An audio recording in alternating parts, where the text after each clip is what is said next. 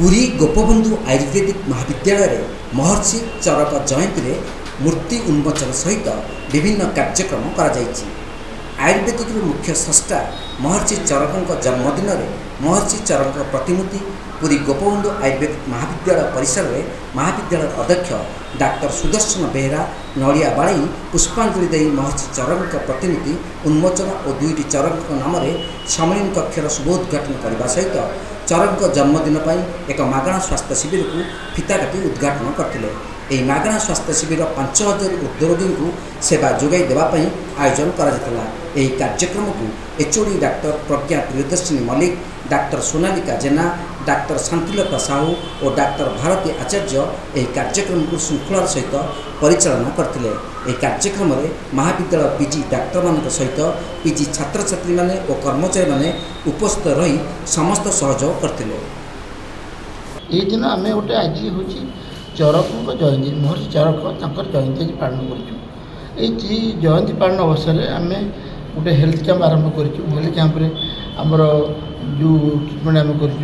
सब गरीब वृद्धा मान आम सब ट्रिटमेंट कर द्वितीय कथा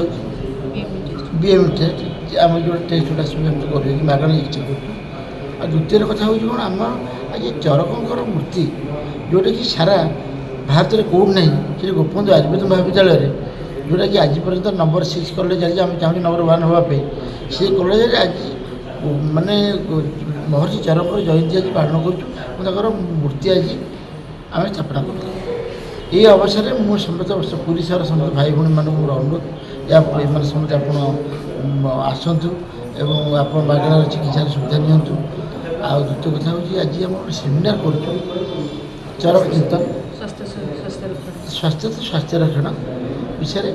माने स्वास्थ्य स्वास्थ्य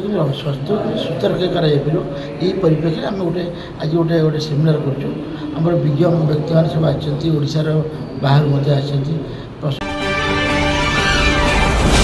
विश्व अहित्य कोणार्क सूर्य मंदिर में विश्व फोटोग्राफी दिवस शनिवार पालित हो जाइए। विश्व फोटोग्राफी दिवस अवसर में सूर्य मंदिर में प्रत्नतत्व सर्वेक्षण संस्था पक्षर नियोजित स्वीकृति प्राप्त फोटोग्राफर मान द्वारा मंदिर परिसर सफाई करा सहित पर्यटक मानक शुभेच्छा और अभिनंदन ज्ञापन करा। फोटोग्राफर मान द्वारा मंदिर परिसर स्वच्छता बजाय रखा निमंते व्यापक सफाई करा। संघर सभापति संतोष कुमार पात्र नेतृत्व में आयोजित यह कार्यक्रम में फोटोग्राफर अक्षय कुमार मल्लिक, अशोक साहू, जय कुमार गोछायत, चंदन पंडा, विजय मल्लिक,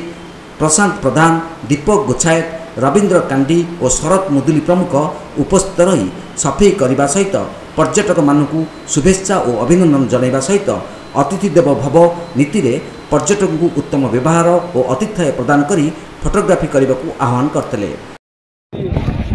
फोटोग्राफी डे